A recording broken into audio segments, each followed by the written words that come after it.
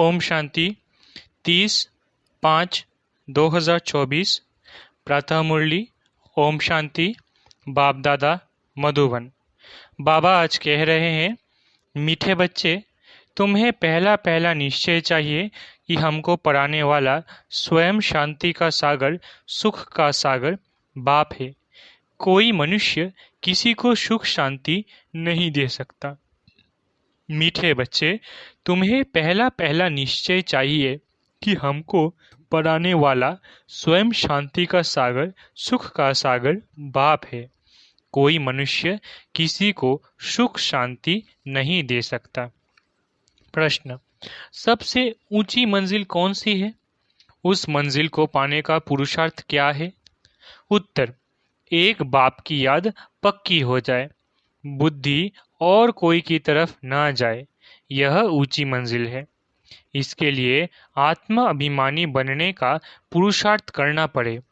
जब तुम आत्म अभिमानी बन जाएंगे तो सब विकारी ख्यालात खत्म हो जाएंगे, बुद्धि का भटकना बंद हो जाएगा, देह के तरफ बिल्कुल दृष्टि न जाए। ये मंजिल है, इसके लिए आत्म अभिमानी भव। ओम शांति।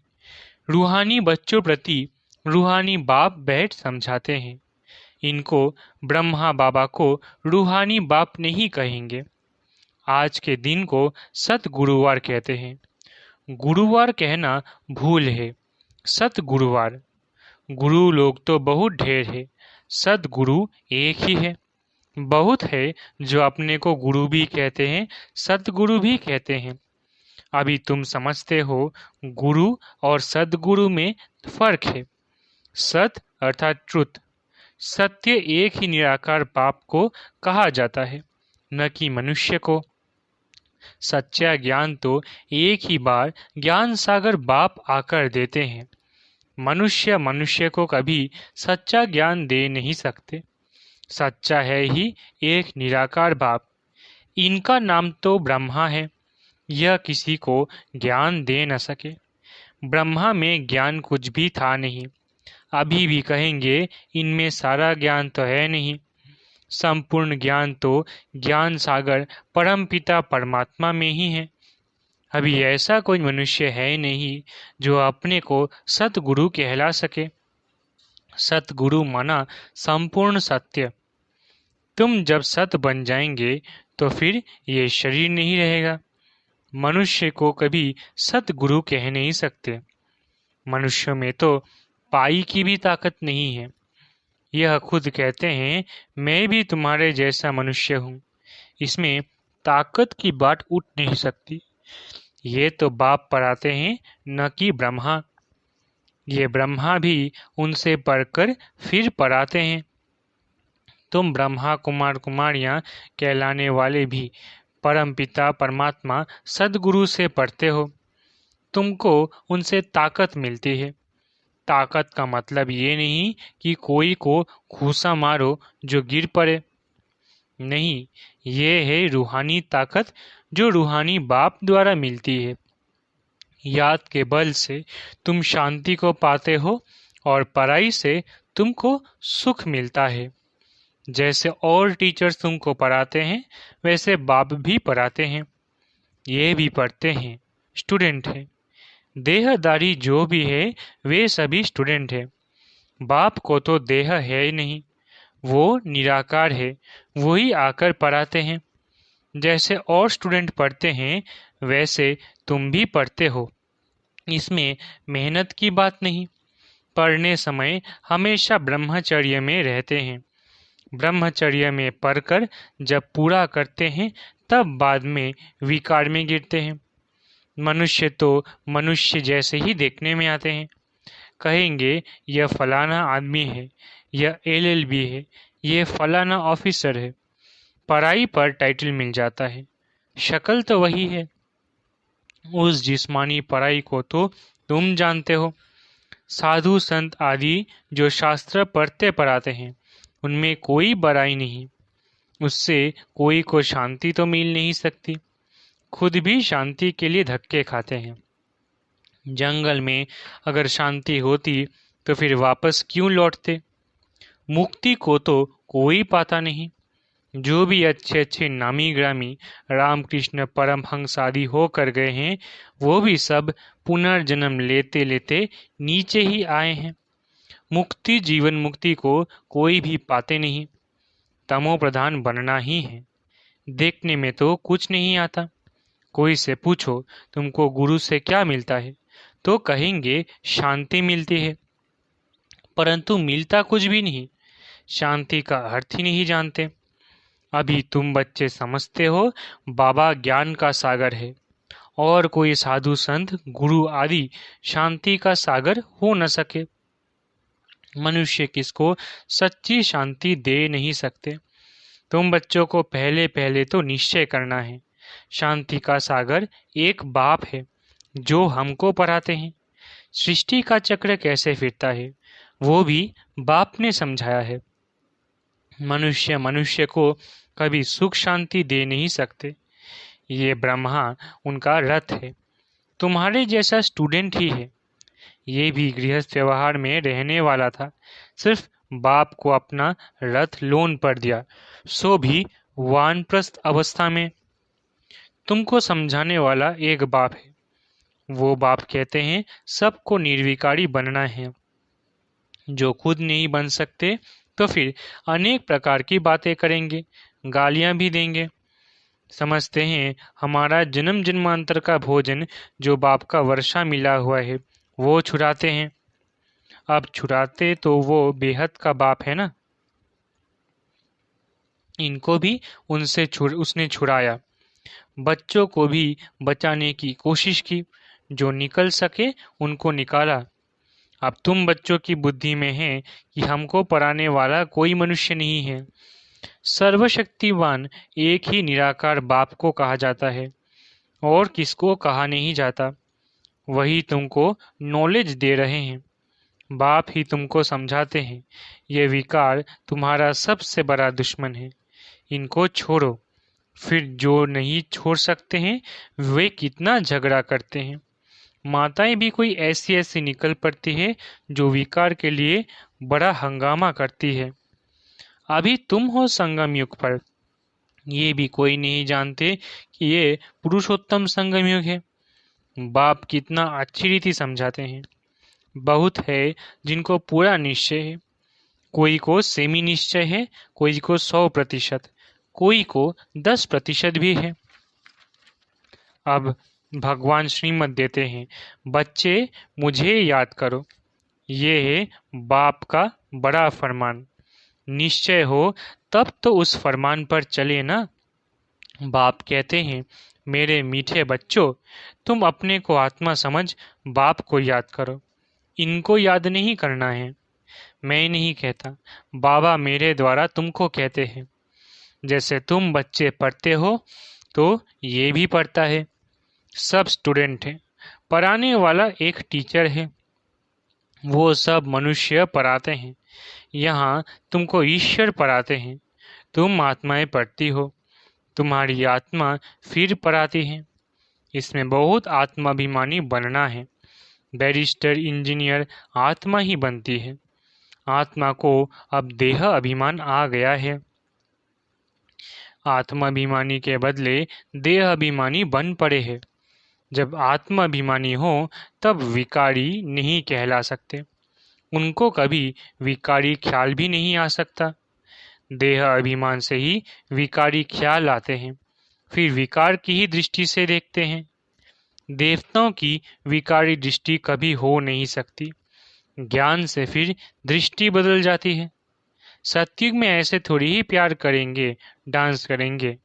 वहाँ प्यार करेंगे परंतु विकार की बात नहीं होगी। जन्म जन्मांतर विकार में गए हैं तो वो नशा बहुत मुश्किल उतरता है। बाप निर्विकारी बनाते हैं तो कई बच्चियां बिल्कुल मजबूत हो जाती है। बस हमको तो पूरा निर्विकारी बनना है। हम अकेले थे, अकेले ही जाना है। उनको कोई थोड़ा टच करेगा तो अच्छा नहीं लगेगा, कहेंगे ये हमको हाथ क्यों लगाते हैं। इनमें विकारी बास है। विकारी हमको टच भी ना करे। इस मंजिल पर पहुंचना है। देह तरफ बिल्कुल दृष्टि ही न रहे। वो कर्मातीत अवस्था अभी बनानी है। अभी तक ऐसा नहीं कि सिर्फ आत्मा को ही देखते हैं, मंजिल है।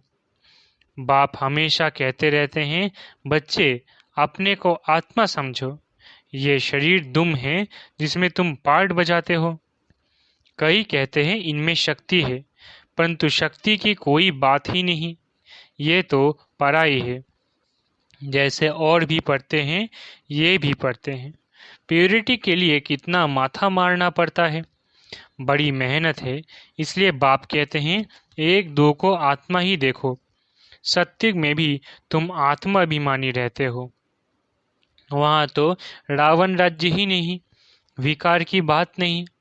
यहाँ रावण राज्य में सब विकारी है, इसलिए बाप आकर निर्विकारी बनाते हैं। नहीं बनेंगे तो सजा खानी पड़ेगी। आत्मा पवित्र बनने बिगड़ ऊपर जा ना सके, हिसाब किताब चुकतू करना पड़ता है, फिर भी पद कम हो पड़ता है। यह राजधानी स्थापन हो रही है। बच्चे जानते हैं, स्वर्ग में एक आदि सनातन देवी देवताओं का राज्य था। पहले पहले तो जरूर एक राजा रानी होंगे, फिर डिनाइस्टी होगी, प्रजा ढेर बनती है। उसमें अवस्थाओं में फर्क पड़ेगा। जिनको पूरा निश्चय नहीं, वो पूरा पढ़ भी न सके, पवित्र बन ना सके। आधा कल्प के पतित एक जन्म में 21 जन्मों के लिए पावन बने, मासी का घर है क्या? मुख्य है ही काम की बात, क्रोध आदि का इतना नहीं। कहाँ बुद्धि जाती है तो जरूर बाप को याद नहीं करते हैं। बाप की याद पक्की हो जाएगी तो फिर और कोई की तरफ बुद्धि नहीं जाएगी। बहुत ऊंची मंजिल है। पवित्रता की बात सुनकर आग में जल मरते हैं। कहते हैं, ये बात तो कभी कोई ने कही नहीं, कोई शास्त्र में है नहीं, बड़ा मुश्किल समझते हैं।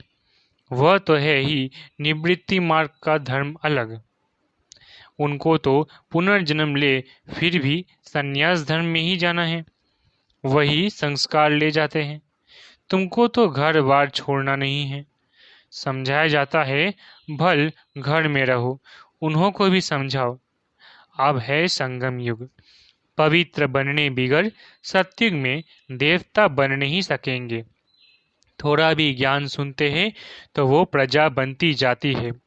प्रजा तो ढेर होती है ना।